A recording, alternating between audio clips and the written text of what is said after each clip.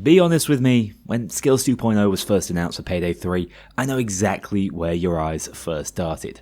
Pure Dodge is probably Payday 2's most notorious playstyle, enabling an ultra-aggressive, high-speed, bullet-catching build that might shatter all realism in the process, but remains undeniably fun to play. And I'm happy to tell you, it's every bit as frenetic, powerful, and immersion-shattering now it's finally arrived in Payday 3. Although it has been fundamentally reined in, with tight dodge caps placed on the player depending on their armor of choice, there are still dozens of ways we can rig the odds in our favour and leverage its new heal on dodge mechanic to warp the ways in which we gain survivability. This is the first in a series of Skills 2.0 builds I'll be releasing, with each also including a small addendum for when the next planned balance changes hit the skills system in January. I plan to release them in the order I suspect my viewers want to see, although you can convince me otherwise in the comments. That being said, I don't necessarily think dodge is going to be the top meta option. In fact, I actually believe this might be the first diverse meta the game has ever seen. Stay tuned on the channel throughout the month as the rest go live, rather than me spamming your sub boxes day one. However, if you want instant access to the full set of builds right now, join the channel members and patrons who already have unlisted versions of all 13 at their fingertips. Thanks for watching, hope you enjoy this build series. I've poured hours into learning the system over the past few weeks, and I'm so excited to see if everyone else enjoys it as much as I do. Okay, so I think it makes the most sense to do this section of the video live. We're all still learning Skills 2.0 together, and it's easiest for me to explain my thoughts and feelings behind skills off the cuff instead of scripting them. Heading straight into the skills. I think it makes the most sense doing it that way because we can talk about the equipment once you know exactly what it is I'm running. Ninja is where we get our start, Ghost is obviously the dodge tree, and we pick up dodge this for all the passive dodge we're going to need. Flow state is also incredibly useful, it's how we get up there in the dodge percentages, 60, 80% depending on our armor at the time. This can be huge for dodging things like sniper shots, it's a lot more consistent than it sounds on paper to be honest. We run into a wall here, but fortunately we do want things in the fog machine branch, so we can head over to heavy smoker, which is all we need to get up to under pressure, which is going to give us healing whenever we dodge damage. Now that's any instance of damage and any style of damage avoidance, so that means if we have literal damage immunity, which we're going to get later on, it's also going to be proccing this heal and overheal, hugely useful and a really cool synergy. On the run is our final skill in this tree. It's going to be 50% passive dodge most of the time for me. I run and I slide a lot in my gameplay. Obviously we don't want the SMG related skill because we're not running SMGs on this build. Feels like kind of a shame it's there and not in special ops to be honest. Moving on to Fog Machine again, like I said, smokes are going to be our throwable of choice. Brain Fog is one of the best skills in the game. It's going to change a little bit in the next patch to give a little less of a damage penalty, but it's going to mark. I think it's going to be useful either way, but 50% damage penalty to all cops is massive, especially against bulldozers who we're already going to be deleting thanks to our weapon of choice. We're not going to bother with Stockpile simply because of the armor type we use, but I'll get onto that later. Smokescreen is massive for dodge builds. It's a single point investment, is going to be an awful lot of an effective dodge, effectively doubling it. So this is how we're going to hit the 60% cap more often than not. I'd love to ace it out for my teammates, but to be honest, not everyone's going to be running dodge. It's not going to be that useful, and we need to save that skill point. Instead, that's going to go in Poisonous Gas, which is going to allow us to effectively one-shot all enemies it impacts. You can also stack up gas grenades because they regenerate faster than they take to disperse with this setup. Massive, massive damage to large groups. You can just chuck them behind you and deal with all of your pursuers. Escape Artist is the final skill over here. This is a get out of jail free card. It's going to get nerfed massively in the next patch, and I think it's still going to be too powerful. 6 seconds of 100% dodge chance, which is also going to heal you, by the way, thanks to under pressure. All you need is a single smoke grenade in your inventory when you go down. Because we're running medic bags, the fact that we do count that as a down is going to be a non-issue. Really, really useful, a little bit broken. Mechanic is our next skill line, and we want the Shotgunner tree, because shotguns are pretty damn good, and honestly, you can do this quite cheaply. So we start with calling shotgun, and then point blank. This is how we're going to be two-shotting bulldozers with the Mosconi. We need to get onto the next tier, so we do pick up Stockpile. It doesn't feel necessary, shotguns already have really good ammo economy, but this does also augment calling shotgun, so it's not so bad. Annihilation is effectively 100% damage buff if you land on all your pellets, which is huge. And then Speed Loader. We're going to ace this out because we only fire 2 shots and we're reloading basically all the time with the Mosconi. Very, very useful. It means we don't miss ammo funnel that significantly, I would say. In fact, I'd say on average I'm getting more shots down range with Speed Loader than I was with ammo funnel. Berserker is a nice to have. It's not currently working as intended for this patch. It should not be avoiding that 1 second 50% damage reduction. That's something that will be added in the future. It may be worth the 3 points then, but for the time being, I'm not sure it is.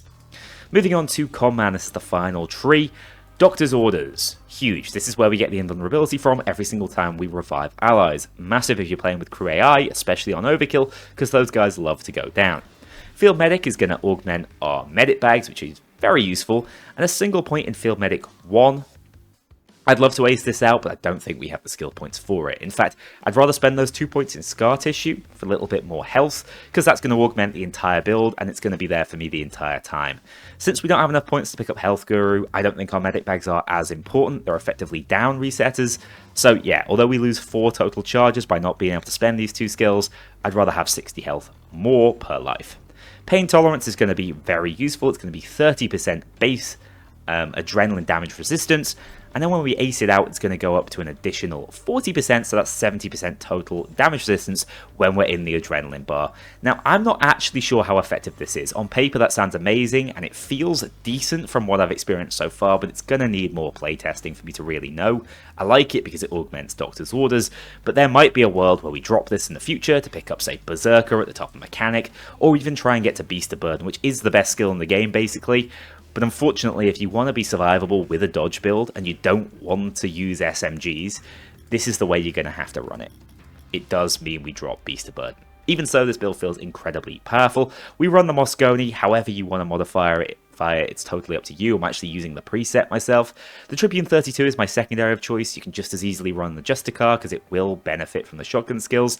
But I like this as a sniper killing option when my Mosconi just doesn't feel like it's quite doing it. Although it is incredibly good over range now, there are times where I'm like, I wish I had a semi-auto option or a fully auto option in the case of the Tribune, and that's when this comes in. Sociopath is our overkill of choice. This is just broken. It got way stronger thanks to all the skill changes. You can dodge in Sociopath mode, you can heal in Sociopath mode. Yes, it's a 2-shot kill unless you fully charge your swing, but even so, just the invulnerability you get, the effective iframes you get from it, massive, huge for pushing objectives, huge to augment with dodge and all the chances we have to not die with smoke grenades. It's an incredibly good overkill weapon, and we don't struggle with bulldozers, so it's a go-to pickup. Tool totally of your choice. I prefer trick lasers.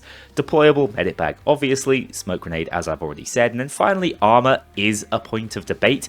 Interestingly enough, with the Saboteur frame, I'm capped at 20% dodge chance until these 2 resistant plates break. If I was running the medtech with impact, I'd have faster regen by 2.4 seconds, which would make a difference. And I wouldn't have to lose these blue plates immediately to reach that 60% dodge cap, which is around where we want to function. Why do I go with this? Smoke grenades are broken, and this is going to give us 1 smoke grenade every 15 seconds. I think that is too powerful a thing to pass up, so we run it this way. Impact feels really nice. It will be gone from time to time, and you will have 80% dodge cap, or it'll be stuck at 60%, but you'll also have that extra insurance policy of the impact armor, taking things like sniper bullets, taking things like bulldozer shotgun shells. Way too useful to pass up, I would say. You don't want to run with 3 resistance, say. Definitely worth having that impact. The 5.4 second regen time does feel a little on the longer side, but because we can become literally damage immune thanks to adrenaline, sociopath, it's not as much as an issue as you might expect. In the future, if skills change, I'd love to move over to the medtech frame. It would be my preferred playstyle, but because those regeneratable throwables are so powerful, you just can't pass it up. This is the build, let's jump into the gameplay. Now you've seen the build, let's have a look at the playstyle. Dodge in Payday 3 is all about using the moments of potential invulnerability it provides to maintain and restore your other resources. It's not the gambling simulator release Payday 2 Rogue was, and should never be played that way. With this build I'm showcasing, there should be a bit of a mental flowchart you can work with. For example, do I have the 2 plates of resistant armor that comes with my frame? If so, I can play as recklessly as I want to reach the actually desired dodge cap. From there, you have to question, do I have adrenaline? If so, I can be that little bit more aggressive with the increased damage resistance that provides. If not, do I have a smoke grenade? If I do, that's either free AoE damage to control a spawn point, a massive debuff to reduce incoming damage, or the potential to survive certain death via the escape artist cooldown. Do I have a Sociopath charge? If yes, I can likely heal to full via its dodge synergy and active regen effect. Oh, and last resort, do I have my Plate of Impact Armor active? If so, I can get away with at least one aggressive approach before my potential dodge increases to 80%, and then we go gambling. If you weave together all these instances of decision making, you'll start to realize you're effectively playing around your next opportunity to load those dice in your favor. And when push comes to shove, you'll still have skills like Doctor's Orders for potential invulnerability and a pair of medic bags in your back pocket. So long as you get far enough into a heist to enter that loop, you're almost certainly gonna finish it. Snipers and dozers are an issue without the likes of Hardy to protect our health pool, which is exactly why I insist on having the emergency net of a single impact plate. Yes, it slightly stunts your max dodge, leaving it at 60%, but it's well worth it to avoid a sniper rolling that 20% chance to end your life instantly. On the damage front, the Mosconi really has us covered. It was doing so much on its own I even dropped the Justicar in favour of a more specialised sniper killing weapon. Why does the Mosconi feel so good now after the changes? Well, I think there's a few reasons for that. It still has the bullet penetration ability, making it way better at firing into a crowd than you'd ever expect. Even limited to 2 shells, now ammo funnel is locked away from shotguns, meaning we get a lot of value out of Speed Loader. It also feels excellent with the passive benefits of Calling Shotgun, making it much more lethal over range than most of its counterparts. And I'd say, most importantly, for a dodge build that isn't necessarily built to tank up triplets of spawning bulldozers, being able to 2-tap them effortlessly is a facet unique to this buffed Mosconi. With the 60% close range damage buff, we're literally blasting them as hard as the Red Fox overkill weapon, something the still admittedly powerful FSA 12 gauge can only dream of doing. Doomslayer builds are absolutely back on the table. One final element of the build I need to hone in on is the unique synergy the Sociopath baseball bat has with dodge setups. This thing was already pretty broken, but combined with the chance to dodge and absorb all damage into the overkill bar, meaning we effectively can only heal from damage during its duration, things can get a little out of hand. Not to mention, although a 5.2 second armor recharge timer feels restrictive, being able to whip out the bat and guarantee its instant return, as well as a layer of adrenaline protection, feels like a warm blanket at times. Yes, the bat itself feels marginally weaker than it once did with those cop armor buffs. I'm happy to take a couple of swings though, if it means I'm healing up to full in the meantime. Obviously you can still run this setup without the jacket DLC, but it will be a notably riskier variant of the build without the ability to return to the warm embrace of bat mode. That does it for my first ever dodge build of Payday 3's lifespan, a monumental day after Payday 2's legacy.